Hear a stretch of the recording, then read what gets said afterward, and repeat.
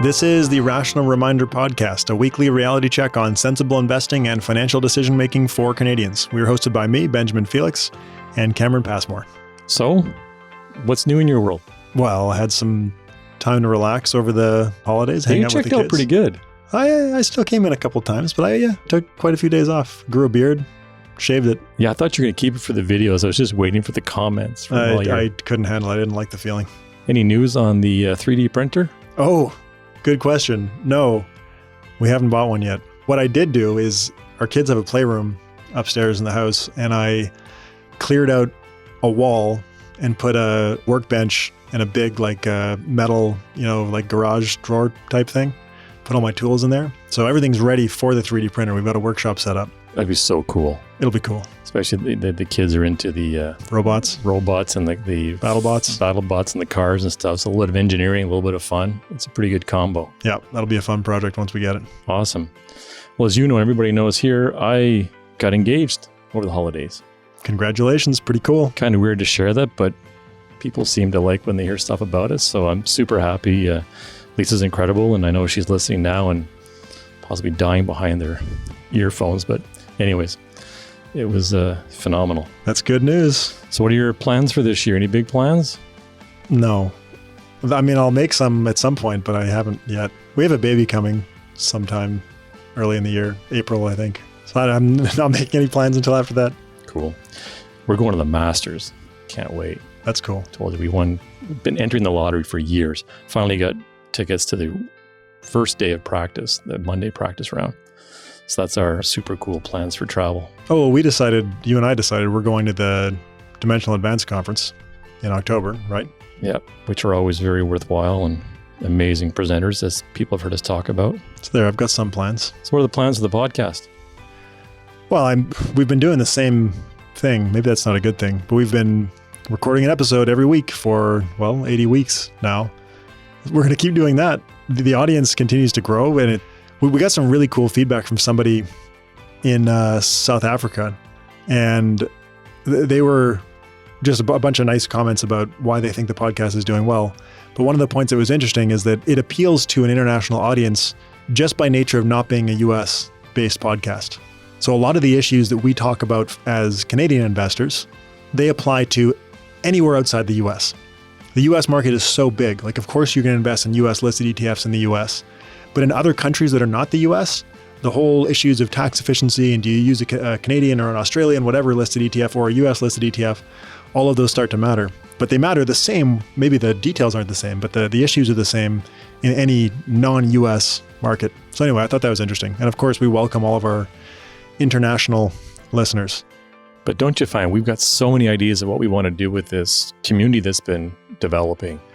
Things from having a dedicated portal, a better portal to do a website, more chats. I know there's a Rational Reminder website now. We want to beef that up, make finding episodes and topics easier to search out, finding guests easier. I think the thing that I really want to get right, and I don't know exactly how we're going to execute on, but the thing that I really want to get right is to have a place where people, the listeners, can discuss stuff, like stuff in an episode or just stuff in general, because I get, and I know you do too, tons of emails, Twitter messages, YouTube comments, whatever, all sorts of different mediums, comments on the Rational Reminder website. And it would just be amazing if we had a place where all of that could be deposited. So people can just, if they want to talk about a thing, they can talk about it and there. Share, in a Reddit style would be super, super amazing. So I'd love to get there, but that's definitely on the horizon is improving the ability of our Rational Reminder website to facilitate community discussions like that. I don't know what it's going to look like yet, but that's one of the goals. Yeah. So hopefully all the listeners will appreciate that. And I think they will. Remember, as always, send us your audio questions. Try to keep it to 15 seconds or less. Get right to the point. We've got 2 in today's show. And check out the Rational Reminder website. Yeah. People have been pretty good about commenting on the Rational Reminder site. And it's around that same line of thinking. It's just, in terms of a central place to put stuff for the podcast, that's as good as we have right now. People often comment on we post the audio episodes on YouTube as well, and we get a ton of comments there, more than on the website. It'd be really nice to just have, this is the place where you comment. That's our other plan too. We want to build a studio and get the video online. It's crazy so the platform that we use to host the podcast, it automatically sends the audio file to YouTube and uploads it as a video. So people can go listen to it there, and we do nothing. And we've been doing that. We've been for maybe a year. We've been posting them on there, and it's already up over 1,000 subscribers on the YouTube channel, which is crazy. Like I remember when I started my YouTube channel, getting to 1,000 subscribers was a huge deal. Right. Anyway, so the most popular things that we've posted on that channel are the 3 times that we actually tried to record video footage of us. We're going to try to do it properly. Proper cameras. I know we made an attempt last year in this closet we're in, but we're going to try to do it properly with a modest set. Yeah. Anyways, today's episode is a little long. So we'll get to it. We'll get to it, but a lot of great content, and thanks again for listening.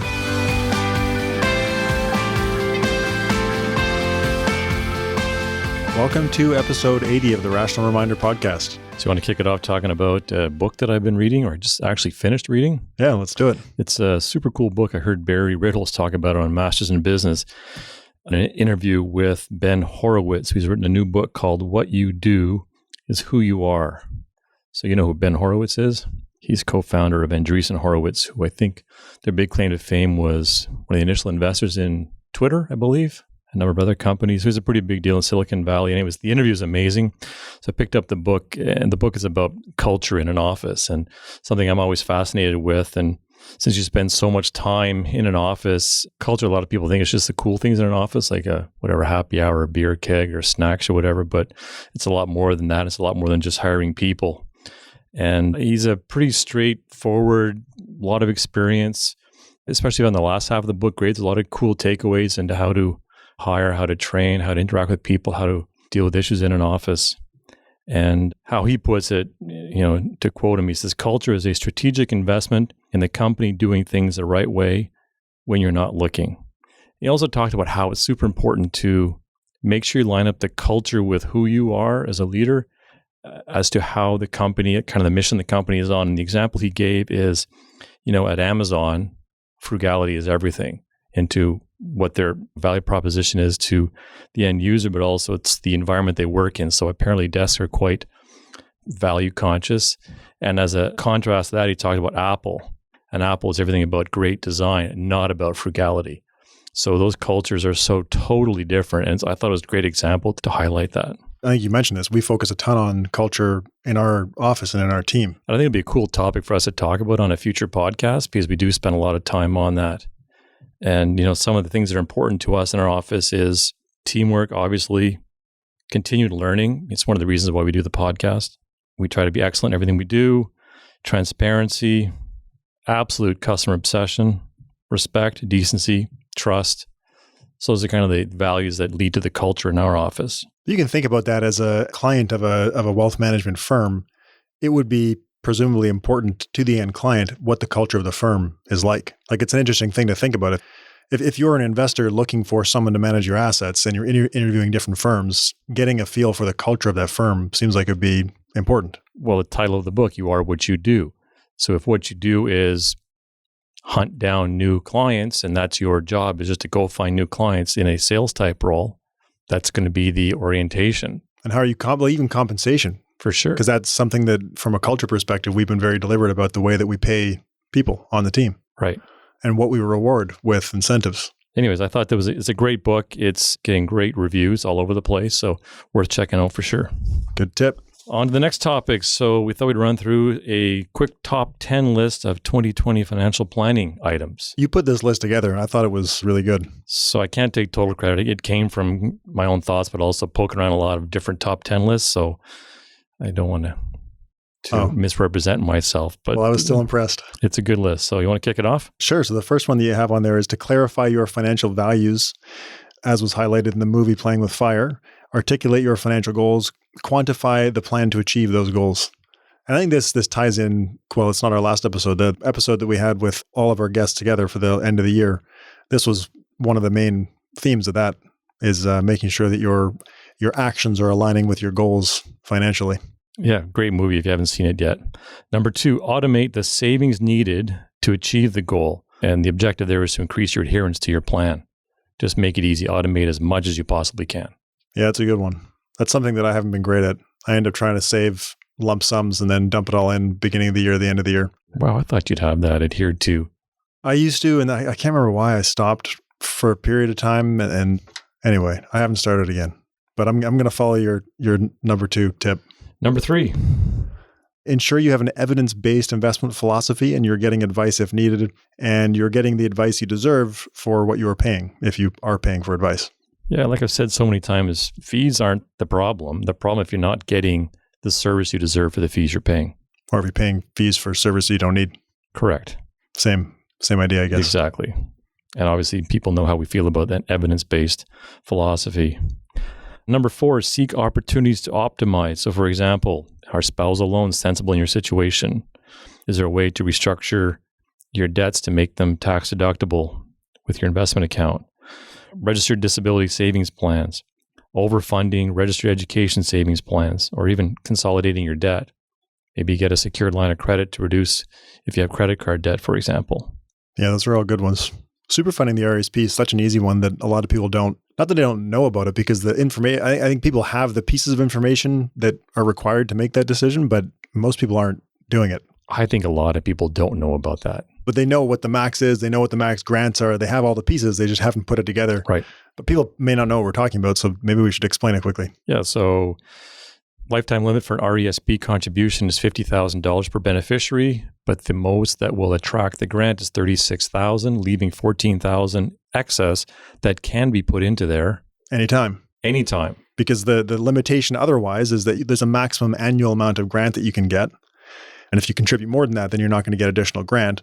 But like Cameron just said, a portion of the total lifetime contribution limit is never going to attract a grant anyway. So you put in your $2,500 to get the year's grant matching, and you can dump the other $14,000 in today, and you're good to go. And then you continue after that, making your regular $2,500 per year contributions. But again, all these items are worth looking into. There's always a little bit of complexities and stuff. There's so many other things that could have gone on the list. Can we go back to number 3 for a second and ensure you have an evidence-based investment philosophy? Sure. So say someone that's working with a financial advisor, they've purchased investments through their bank.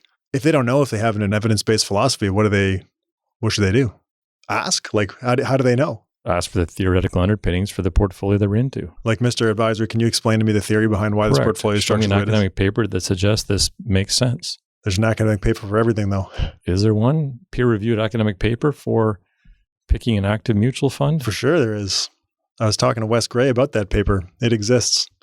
That's what I mean. Anyway, this is going to turn into a much deeper conversation than a financial planning checklist. We should move along. Okay, number 5. Know your numbers, such as your credit score. Super easy on Credit Karma. Yeah. Know your RRSP and TFSA room. Again, super easy on your CRA website or your notices of assessment. And also know your marginal tax rates. Yep. All important for financial planning decision making. Number 6. Go through past spending. Eliminate what isn't necessary. Negotiate others. That's an interesting one. Negotiating things. I saw, might have been Ellen Roseman saying that you should call your cell phone provider once a year. Every year. So my provider last year told me to call every first week of January. I tried to call before this, so I have a real example, and the wait was too long. Every year I call now, and it always saves me money.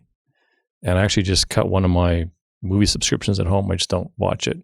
That's getting to be a problem. I was talking to somebody today that has $23 a month. I was talking to somebody today that has Netflix, Prime, Disney.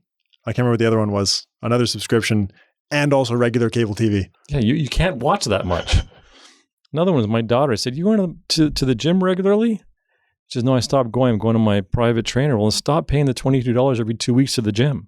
Yeah. Ensure subscriptions are valued is another piece of that list item, which is what you were just talking about. Renegotiate your internet. Like I've had a few people in the office here have switched to Costco internet. I didn't know Costco has internet. You can get Costco internet, and it's apparently a lot cheaper, and it's the same thing. This podcast recording just paid for itself. Yeah. Okay, number 7, review your living benefits, including disability insurance and life insurance, and review your employee benefits. And on employee benefits, if your income is high enough, you may not have the maximum available disability coverage because you may have to apply. And you may not want it. You may not want it, but at least be aware of if you have it or not. Yeah. Worth checking out. Ensure your will and power of attorney are current. That's a big one that I find that's something that we've been following up with all of our clients about. And that's probably got the highest hit rate in terms of financial planning questions that we ask that the answer to is no, it's not up to date or it's not done at all. Yeah, and that's the topic of next week's guest is talking all about that. That's a great interview coming up. Number 9, assemble your team, your planner, your investment advisor, your lawyer, and your tax specialist. Make sure you've got a great team and you're happy with everyone and they all work together. Yeah, it's another interesting one where you'll ask someone, do you have a lawyer or do you have an accountant? And it's often pretty piecemeal. Like, oh, they've got this guy that I, whatever, met through this thing and, he does taxes part-time.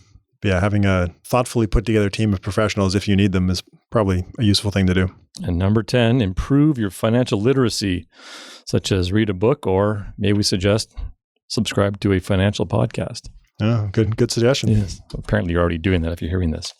Oh, yeah, it's true. Okay, so kick off the next one. Well, I thought it'd be interesting to just look at asset class returns for last year.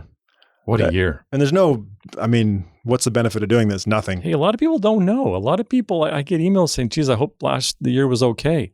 They don't look, they don't know. There's lots of bad news. It shouldn't inform any decisions, though. Like, returns were great. You're not going to invest more. Although some people might do that, but that's not a good decision. But anyway, So what jumped out at you? Well, across the board, returns were very high. Canadian equity returns were very high. I talked to a good chunk of people last year who were saying, I want to get out of Canadian stocks, or do you really think it makes sense to have the overweight to Canadian stocks, which is a whole other discussion. But anyway. Which we've had here. Yeah, which we've had on the podcast, exactly. But then you look at the numbers this year, and Canadian market in Canadian dollars was up almost 23%. Amazing. Last year. Just shy of what US market was up, which was 24.7%. That's the MSCI US Investable Market Index. And even the 5-year numbers, respectable. That's 6.25, 6.28. Yeah, yes, but over 5 years, Canada has trailed. Yeah, I'm talking absolute. I'm not talking relative. Yeah, sure. Of course, it's nowhere close to the U.S. But that 5-year number, so Canada's trailed both U.S. and international pretty substantially over the last 5 years. That's why that conversation about does that overweight to Canada make sense? That's why it's been happening. Well, it's less than half the return of the U.S. market over the past 5 years. Right. But look at the tracking error. If you look at the small value in Canada over 5 years versus the broad Canadian market, that's crazy tracking error. 3.75% per year less in small value. Annualized. Like that's ugly stuff. It's very... In terms of growth of wealth, that's hard to swallow. Well, same thing in the U.S. U.S. small value underperformance is 4.29% for 5 years. But still, the small value in the U.S. over 5 years is 9.49, and the overall U.S. market was 13.78.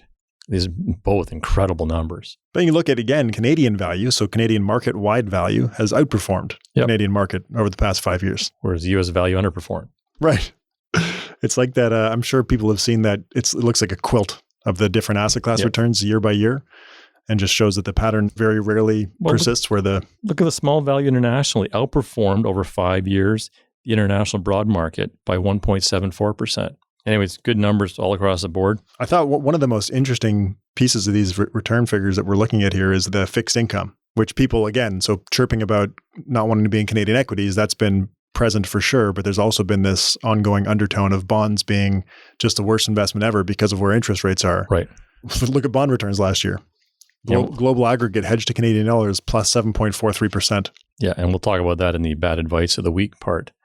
But who would have guessed that a year ago you could make 7.43% in global bonds? Yeah. And that outperformed, like this is just 1 year of data, so it doesn't really matter, but it's still interesting to observe. But global bonds hedged to Canadian dollars beat Canada Universe bonds by a reasonably large margin for fixed income. And that's, we've talked in the past on the podcast about globally diversified currency hedged fixed income, which Vanguard has products for and Dimensional Fund Advisors also has products for. But I mean, that is what can happen. It can outperform. And the reason that matters is that on average over the long term, it has tended to deliver slightly better risk-adjusted performance. That's globally diversified fixed income has. But then you look at short-term bonds versus aggregate bonds. Short-term bonds last year were up just over 3%, half of what aggregate bonds were. Interesting. Anything else to add? No, just like I said, interesting to look at, but doesn't actually inform any decisions. Okay, so we'll go on to our listener comments and questions. So we have a couple of audio questions for the first time. Yeah, so we'll play those clips. And I guess we hadn't thought too much about how this was going to work, but we can play We'll play the leased car question. I'll come back with our answer after that. Hi, Ben and Cameron. Sean from Toronto. A quick question really about leasing versus buying vehicles. And Ben, you had mentioned that you had changed your mind about leasing versus buying, and you had recently leased a vehicle as opposed to buying a used vehicle and then extracting as much value out of it as possible. And once again, awesome job, guys. I don't know if I changed my mind. Well, I guess I did. So I originally, my first car was a used Subaru that I bought, following that generally accepted philosophy of buying, a 2-year-old really good quality vehicle and driving it until all of the value has been extracted from it. There's no question that is the optimal or superior financial decision. Right. But the question really comes down to if you've decided to buy a new car. So this is where I changed my mind. Yeah. If that is the decision, because certainly buying a new car all the time is not the most financially wise decision. Right. I think that's well agreed upon. Right. But if you're going to get a new car, to me, whether you lease or you buy, it's just a function of the math. The nice thing that I like about a lease is that you've got the option after the term of the lease, so 3 years or 4 years normally, if you want to buy it out or not. So and what is the interest rate in between? Right. That's where I changed my mind. I changed my mind from a lifestyle perspective. I was willing to pay for the consumption good of a new vehicle every few years. And once you've made that decision, I think that leasing becomes, like you said, Cameron, very sensible. It's predictable. From an economic perspective, you could say that you're taking some risk, but the residual has been determined for you at the beginning of the lease contract. If you buy a new vehicle and then resell it 3 years later, you have no idea what the market value is going to be. The big risk is if you hate the car and you're way under mileage, therefore it's worth more than what the buyout residual is, and you give the keys back, then the dealership or the manufacturers made that margin. That's the biggest risk. But if you hated it and you want it to go away anyways, that may not be a bad thing. Huh. Interesting. Right? The other risk I see is behaviorally, you kind of get used to a new car. Like I've leased now a number of cars in a row. And as it comes up, you just kind of get used to it. And I know at the end, well, my lease, for example, this car is up in June. I might want a new car in April. So you might kind of throw in the last 2 payments and might get buried. Who knows where that money really goes? So I'm sure I don't come out on the winning end of those negotiations. I mean, this is what these companies do. But there is great peace of mind. You show up, you give it back, and you move on to the next one. As long as your mileage, your consumption matches up to what you're paying for. Well, yeah. If you're driving a ton, you're going to get dinged for sure. But you're also going to depreciate a vehicle that you own more quickly if you're driving a ton. True. But they're probably taking a pretty hefty margin on the penalties that you wouldn't pay if you owned it. You just look at your equity on maturity of the lease and be smart about that. So if you're under mileage, you have some equity in there that you can usually roll into the next car if you lease it from the same place. I've talked to 2 different potential sources to come on to talk about the data around leasing in Canada, which I've found pretty hard to get good figures for. But I have found 2 people that have access to that type of data, and we're just trying to figure out if they'd be willing to come on for a podcast episode. But I think that'd be really neat just to get the actual numbers around it. Okay, so up next, we have a question from Paul in Calgary. Hey guys, Paul from Calgary, Alberta. Can you guys talk a little bit about when it's useful to use your unsecured line of credit to invest in your tax-free savings account? Thank you. So we're going to talk more about leverage for our financial planning topic, but the question from Paul, it's going to tie really nicely into that. It ends up coming down to the cost of debt. So should you use leverage in your portfolio in the first place? That's a bigger picture financial planning question that we'll talk about. But one of the easy heuristics to make that decision is, does your expected return exceed your cost of debt? Now, where you have the investments associated with the debt is important in terms of the cost of the debt, because if you borrow to invest in your TFSA, the interest is not deductible. So your cost of interest is your cost of interest. Makes the math pretty easy. Right. If your unsecured line of credit is at 6.5%, well, that's it. Or if your expected returns are not higher than that. I mean, say expected equity returns are 6.5%, I wouldn't lever up to get the extra 50 basis points of uncertain future returns in return for paying the 6% interest. But in a taxable account at the highest tax rate, you might roughly cut that interest cost in half. So that can start to become more interesting. Then you also have to think about how you would behave if your equity portfolio that you borrowed, say $50,000 to put into your TFSA, if that gets cut in half, your debt's still $50,000, but your TFSA might be half that. How would you react? If you're pretty sure you could live through that? And that wasn't the only listener question that we got about leverage. We had the one audio question from Paul there, and then we got another one just by email and asked the same question, but in their case, the cost of debt was 3.95% on a line of credit. So anyway, it seems like I did a YouTube video on leverage, and I was surprised, I guess, at how much interest there is around doing that, about levering up a portfolio. So like I mentioned, we're going to talk more about that as we move along in the episode, but we had one more listener comment this time, less of a question, but they just, from listening to the podcast and hearing the way that we're thinking about different things. They said that the use of the word belief is pretty common in our discussions and how you form a belief. And they We get that a lot, Yeah. I guess, we do have beliefs, obviously, and if we didn't, we wouldn't do this. But I hear that comment a lot. So I found this listener, they broke down what is a belief into 3 different pieces. And they just sent me this email saying, I was listening to the last episode and I had these thoughts and I wanted to share them. And I thought the thoughts were cool enough that we should share them with everyone. The question is, what is a belief? And they broke it down into values, which is how someone makes a decision about the best use of their resources, like their time and money. So that's values. And then the second piece of a belief is your intuitive understanding of why the world works the way that it does. So that's almost biases, intuitive beliefs. Well, everyone views the world the way they view it. Everyone's view is a little bit different. That's a bias, right? Your biased view of the world. Is that your... I guess by definition, it's biased. Right.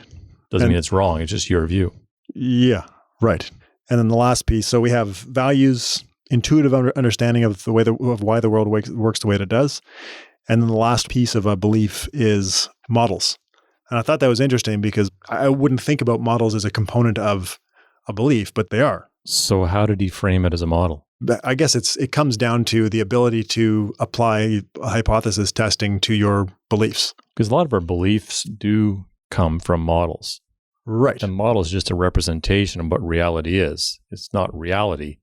But you can test your intuitive understanding of the world if you have a model to do so. Precisely. If you don't have a model, then, well, that's it. It's a haphazard way of doing things, I guess, especially in our world, in the investment world. Yeah. One of the sentences in this email was, I thought, just fantastic. It was, if we are actually committed to living our values, however, we need models to be able to test the outcomes of acting on our beliefs in order to see if these outcomes align with our values.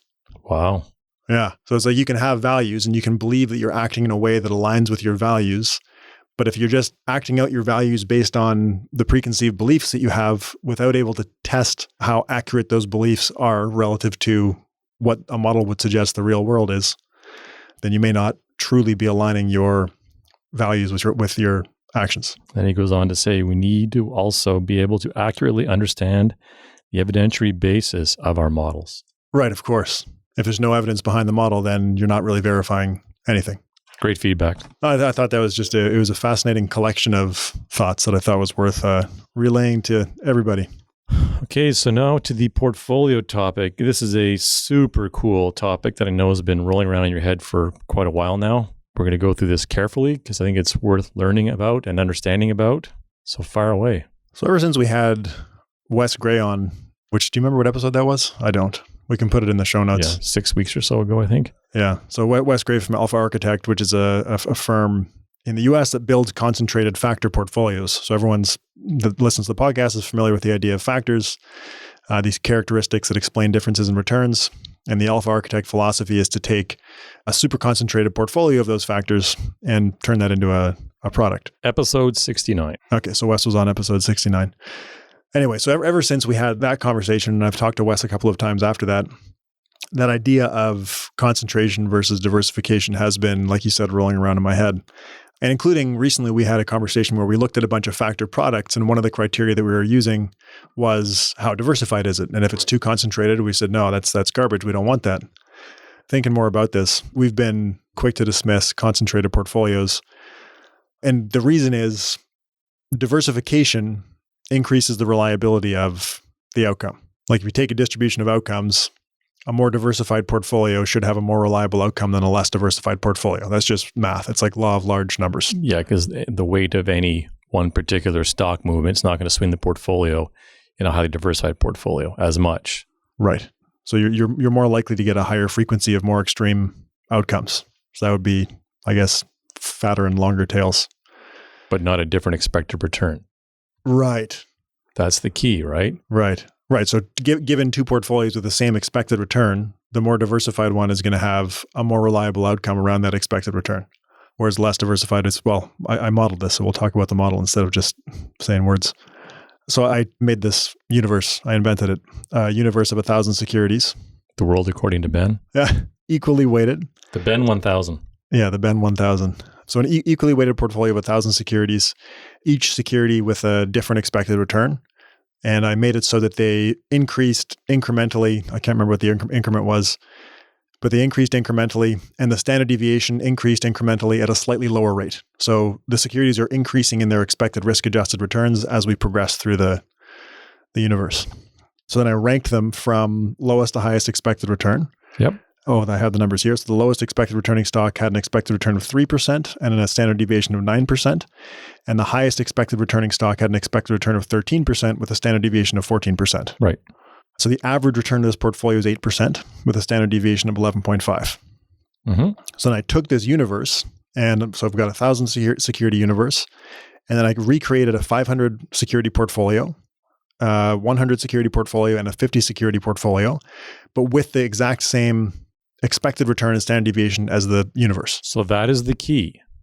The 1,000 and the 50 at the two extremes have the exact same expected return. Right. So on just average, the way it's sampled, you sampled it to get the same expected return. Correct. So I pulled from the universe so that I had a sub-portfolio of 50 securities such that it was the same expected return and standard deviation. And then I used Monte Carlo to run 1,000 simulated return periods just to look at the distribution of outcomes, to check on the reliability. So if we had 1,000 samples, how reliable are each of the portfolios? And it's actually fascinating. With 1,000 security portfolio, all of the observations were very, very close to the mean, which you'd expect. so very close to what the expected return was. Correct. And then with the 50 security portfolio, there was huge dispersion Wow. around Even with 50, because 50 still is a lot of stocks. for sure, it's a lot of stocks. That whole question of how many securities is enough to be properly diversified, we'll touch on that again in a sec. So in this example, and this has always been, like Dimensional did a paper framing it this way a while ago, and that helped to form my thinking. Like, yeah, of course diversification is better. How could it not be? And this just proves it. Like that wider dispersion is a bad thing from a financial planning perspective. If you're an investor saving for retirement, you don't want that wide dispersion. Yes, dear listeners, there is a but coming. So the question that we hadn't thought about, and this is what chatting with Wes got me thinking more about, is that nobody in their right mind would make a 50 security portfolio with the same expected return as the market. Bingo. Why would you do that? You wouldn't. Because you're taking on additional idiosyncratic risk. You're taking all that dispersion risk on, if that's a thing, with no expected benefit. So why wouldn't you just take the 50 stocks with the highest expected return? Which is what Alpha Architect is doing, right? So I did that in my little modeling exercise. I took the 50 highest expected returning securities from the 1,000 stock universe and ran that through the Monte Carlo. This is pretty cool. This is pretty cool thinking. It was I know fun. we're kind of nerding out here, but face it, like this is pretty cool. I thought it was pretty cool. I thought so too. So in that case, now keep in mind that these 50 securities with the highest expected returns, they also have the highest expected standard deviation of the universe, Right. which is in the Monte Carlo is going to increase that dispersion. Higher volatility is the cost of higher expected returns. Right. So when we ran this, distribution of outcomes is even wider with even fatter tails. So way less reliable outcome, way less. Like from a financial planning perspective now, of course, expected returns, who knows what future realized returns are going to be anyway. And who knows how good we are at predicting or generating expected returns that are accurate. But that aside, assuming your expected return is accurate and you're using this super concentrated portfolio, the chances of you actually getting the return you expect are, in my sample, super low. Like half the time or something, you're getting something way above or way below what you expect. But that expected return is much higher than the expected return of the correct. So this was the prior portfolios. This was the crazy part about my little experiment, is that the worst outcomes in the Monte Carlo were still higher than the average outcome of the universe of 1,000 securities.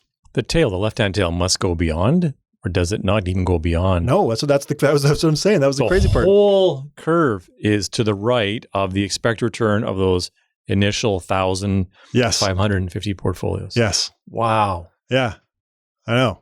That starts to form other thinking around like, hey, maybe that concentrated portfolio of much cheaper stocks, maybe that's not so bad in the context of an overall portfolio.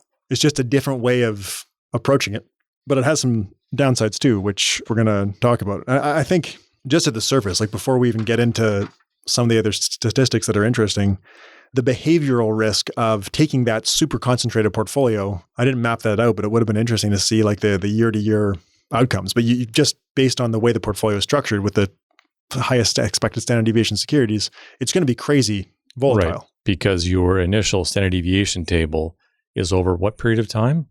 Those returns? I was just using an average over a given period of time. Okay. So it could be anything. Right. But there'll be some pretty rough periods in there that you have to live through. Oh, for sure. I mean, what was that in the standard deviation? The 14% standard deviation was the highest expected returning stock. 13% expected return, 14% expected standard deviation. I mean, that could be pretty aggressive. 3 standard deviations away from that is pretty scary. Oblivion. Not oblivion, but not quite maybe oblivion. Behavioral oblivion. Yeah, well, that's the thing. So that concept, though, it's like when we're thinking about building a factor portfolio. So with the Rational Reminder ETF factor-loaded portfolios, we had taken the approach that we were always talking about in the past, which was use a diversified factor fund to get your factor exposure, which makes sense to me. And it still does. It still does. I mean, that's another takeaway here. Well, and we're going to talk more about why it still makes sense too. But the interesting thing about, so I'll use actual ETF examples. We have IUSV, which is large and mid-cap value for US stocks. We have that in our Rational Reminder model portfolio. And one of the ETFs that we snubbed the other week and said it was no good because it was too concentrated was VLUE. Now, the price to book for VLUE, it's way more value-y. So it's got a much lower price to book, much lower than IUSV. Yeah, I think it's like about a third cheaper. Right. So it's cheaper. So and then that's characteristics. So there are 2 different ways to look at how you expect securities to behave. Well, I'm sure there are more than 2, but 2 ways are factor characteristics, so factor regression loadings. Then the other one is characteristics. So it's more concentrated, 148 holdings versus 693. More concentrated in cheaper stocks. In cheaper stocks. So the value ratios are cheaper. Right. And when you run a regression, like you run a 5-factor regression on these 2 ETFs, IUSV and VLUE, and VLUE has, again, I should have written the numbers down, but its loading to the value factor was quite a bit higher, like substantially higher than IUSV. So from a portfolio construction perspective, to get the same amount of factor exposure, you could use less of VLUE. So you could have your total market, like in our model portfolio, we have a third market-wide value, and a third small cap value.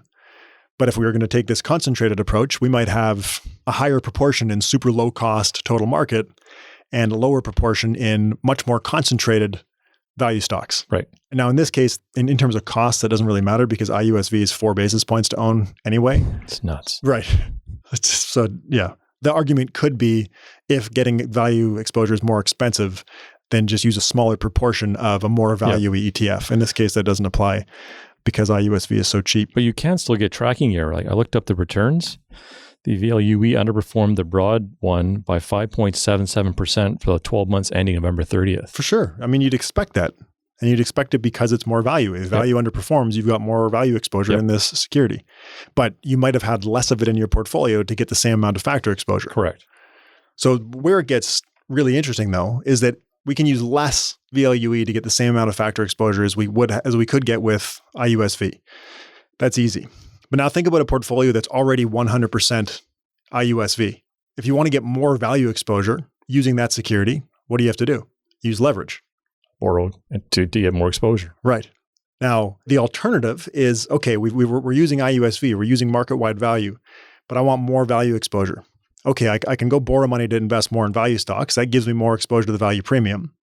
Or I can use the more concentrated security. So from that perspective, it's like you can almost start to think about concentration as a way to access a type of leverage. It's like an implied leverage. And this is the conversation you had with Wes, right? It's part of it. You could also borrow for the VLUE, really torque it up. Sure. But that's kind of the interesting part is that like in our Rational Reminder portfolio, we're not 100% value. So you probably wouldn't be doing this anyway. But the interesting argument is if you were already all the way torqued up as you could possibly get with market-wide value, your alternatives from there, if you want more value exposure, are to use leverage or to go more concentrated. Right. Now, going more concentrated has pretty large implicit cost, which is idiosyncratic risk. So if you borrow to invest, as we were talking about a minute ago, and we're going to talk more about it, if you borrow to invest, you can still have that reliable outcome from the premiums, from the say, the value premium like we've been talking about. If you're using IUSV, it's going to be more reliable. So lever that up. You've got a reliable outcome minus the cost of interest. Or you say, okay, I'm going to go highly concentrated. You're not paying for a cost of interest to lever up. You're using concentration to lever up, but you end up with sort of an implied cost of interest through idiosyncratic risk, which could work for or against you. Applied cost of interest and idiosyncratic risk. I mean, it's true, right? No, it's true. Absolutely true. Like concentration is a form of leverage, and the cost of that form of leverage is idiosyncratic risk. Yep. And I was playing with this, and I don't mean to pick on Alpha Architect, but the data's, it's just so easy to use this data. And Wes asked Portfolio Visualizer to put their data on there, so this is his own fault. If you take the Alpha Architect factors, which are now in Portfolio Visualizer, and if anyone like, I love that website. I don't know if people know about it. I think they're picking up on your love. So it's portfoliovisualizer.com.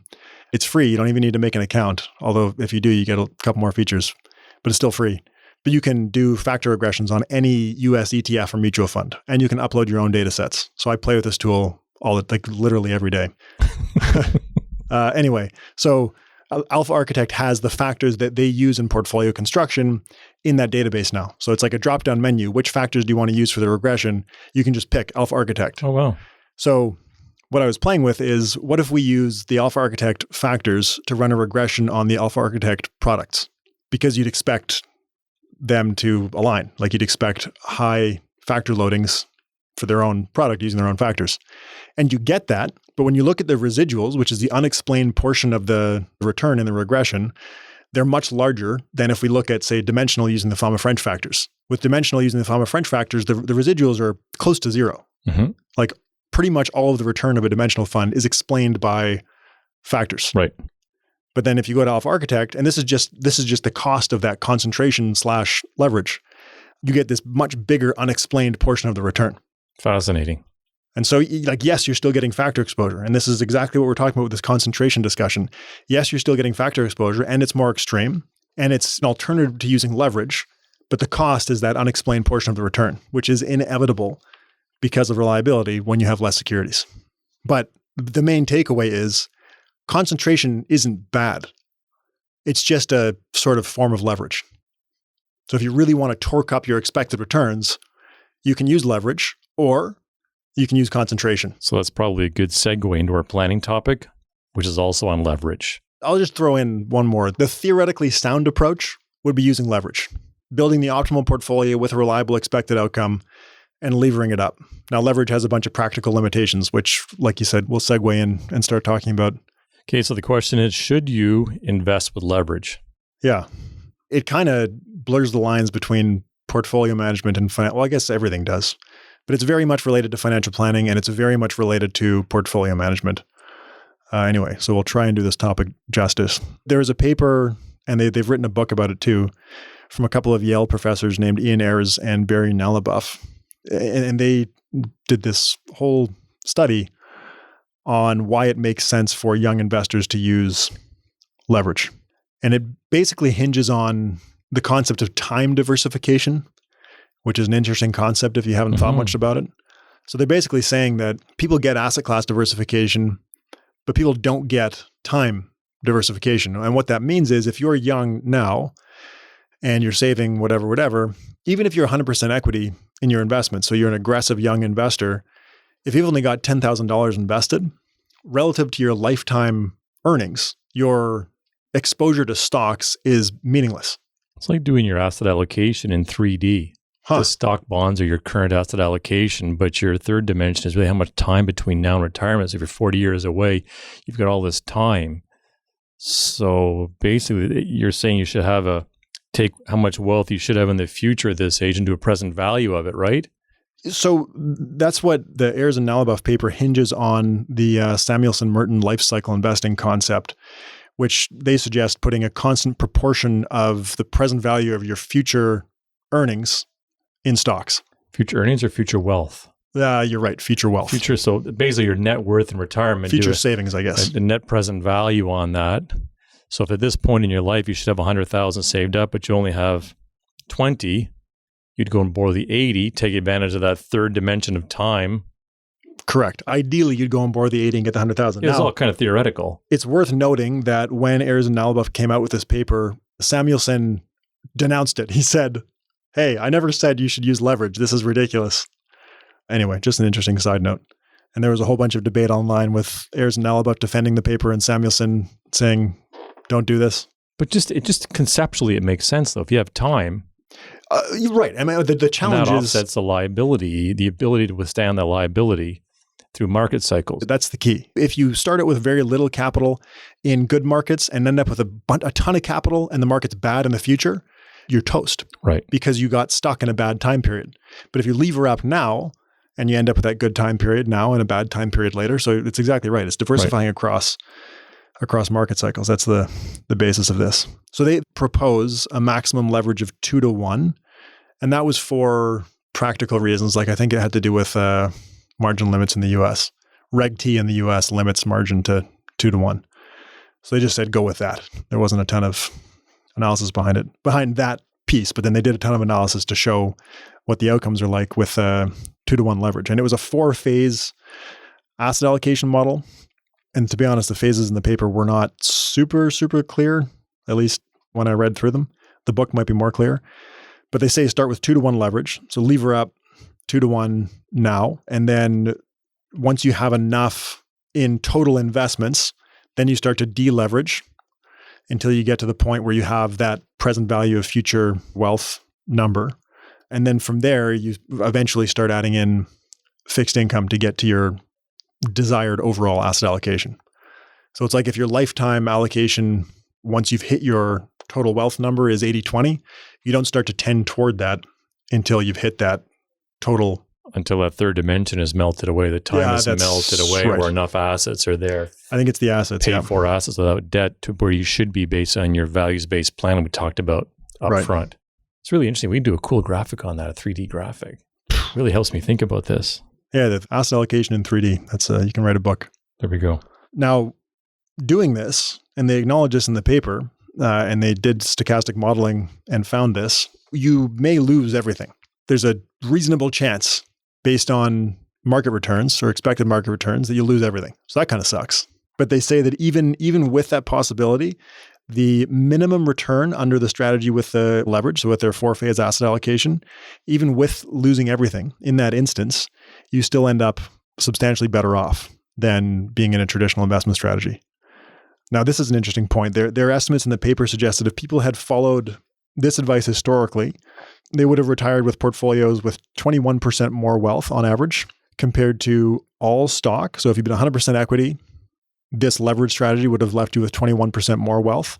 Wow. But this is even more interesting. When you follow a traditional lifecycle investing strategy, like a Vanguard, we don't have them in Canada, but like a Vanguard target date portfolio they've got in the US, that start more aggressive and then get more conservative over the course of life, they found that this leverage strategy resulted in 93% more wealth. And those target date funds have been, like even Graham Westmacott here at PWL, he's written papers on why target date investing is suboptimal.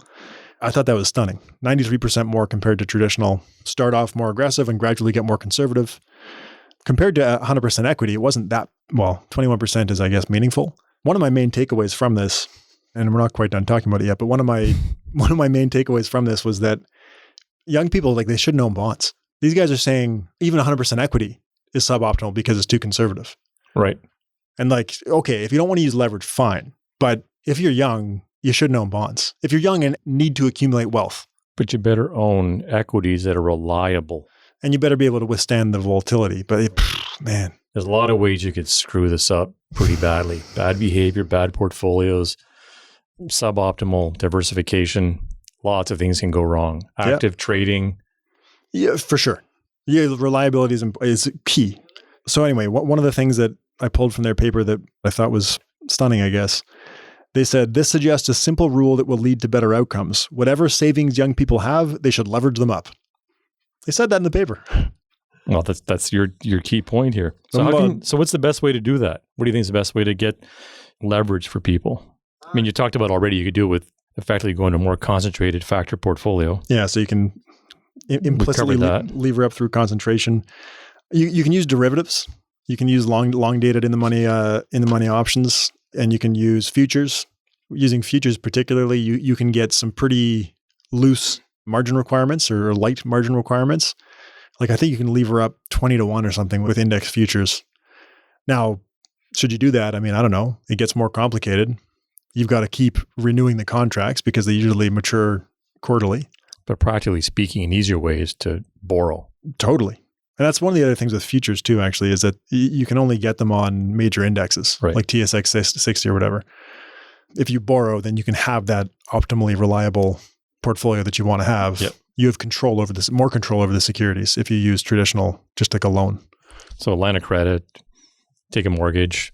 Yeah. So you can use a home equity line of credit. You can use a traditional mortgage. If you have investments, you can convert it to a margin account. Use a margin loan. I wouldn't use, and this pertains to the listener question that we had from Paul, I wouldn't use an unsecured line of credit because the interest rate's generally going to be too high. Yeah. Generally, Depending on your rate, prime +2 or more, probably. Yeah. Margin's a little scary because obviously you can get margin calls, which can be a pretty ugly downward spiral if you don't have the cash available to fund the account if markets drop. I mean, leverage is no joke. This is one of the things that Wes told me when we were talking about concentration versus leverage, is that leverage sucks. And it doesn't just suck because of the volatility and the behavior and stuff like that. It actually sucks to implement because you have stuff like margin calls and home equity lines of credit are callable. And interest rates can go up. Right. But this is why there's compensation for taking the additional risk. What about leverage ETFs? Yeah, so you can get implied leverage through a leveraged ETF. So instead of borrowing money yourself, there are ETFs that use derivatives, kind of like what we were just talking about with, well, they probably use swaps. But anyway, so there are ETFs that give you multiple exposure to an index. So you can buy a 2x leveraged ETF so that you get S&P 500 times 2. But one of the keys for these things is that they're daily. So they aim to give you the daily return of the index, which is fine.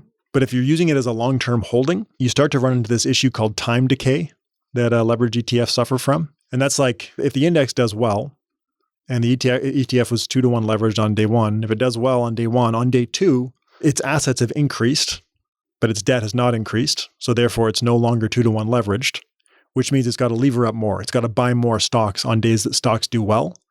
And on the flip side, it's got to sell stocks when stocks do poorly. So that results in this thing called time decay, which has been mathematically, theoretically, and empirically studied.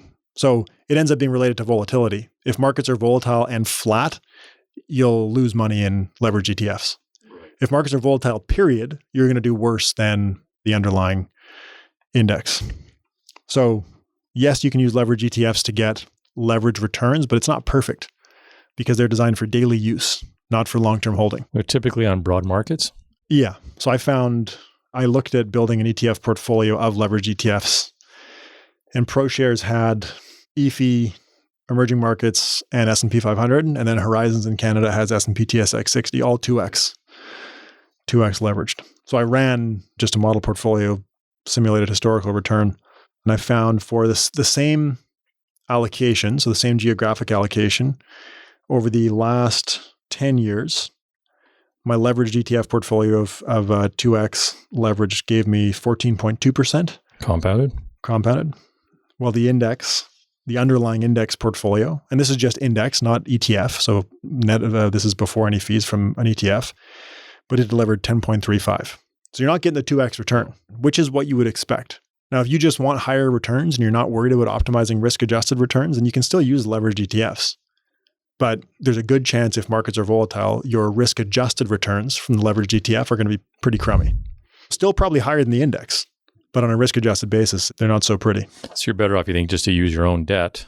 Well, Depends what's easier to access because this has no margin call. There's no margin call. It's easy to do, easy to execute. And it limits your losses. True. Because if you go and borrow money, you can end up in a net negative position owing money to your broker or your bank or whatever. Portfolio implodes But you put 100 grand in leveraged ETFs and they implode to zero. Never goes sub-zero. You're capped to zero. And that's because of the daily rebalancing happening inside the ETFs. Yeah, true. I think if I were to lever up, which maybe I'll do it. I don't know. But I have been thinking about it a lot since I've been working on thinking on this topic. If I were to do it, I think I would use margin in taxable accounts only. And the reason is it would allow me to, I use the dimensional global equity portfolio and I could continue using that. If I decided to go do futures or leverage ETFs, by definition of the product availability means that I'd have to go switch to large cap only. Now, we can keep going on this topic, but we should cut it off. Right, bring it in for landing soon. I'll just say it real quick. Even with futures, there's an implied cost of leverage built in. So with futures, you end up paying probably less than what you would pay in a margin account. But on the futures roll, there is an effective interest cost built in. So you're always paying for the leverage. It's just how are you paying for it, or some ways cheaper, or some ways more tax efficient. To some ways limit your losses like the leveraged ETFs. Anyway, so I think this is a fascinating topic. And again, when I did the video on this, I was surprised at how much listener correspondence I got by email and in the comments, just saying like, this is interesting. I'm surprised there's academic research supporting the use of leverage. Do you think I should do it? And of course, I never say yes or no, but So move on to bad advice of the week. Yeah. So have you noticed how many times you've heard people talk about 60-40 is dead? Yeah, it's come up a lot. Comes up a lot, and we hear it a lot in our industry, and a lot of advisors and firms. The basic punchline that I keep hearing is equities are way overvalued and bonds have very low expected returns. So you're getting killed on both sides of that 60-40 portfolio, 60 stock, 40 bond. Therefore, you need a new solution. So we hear that all the time.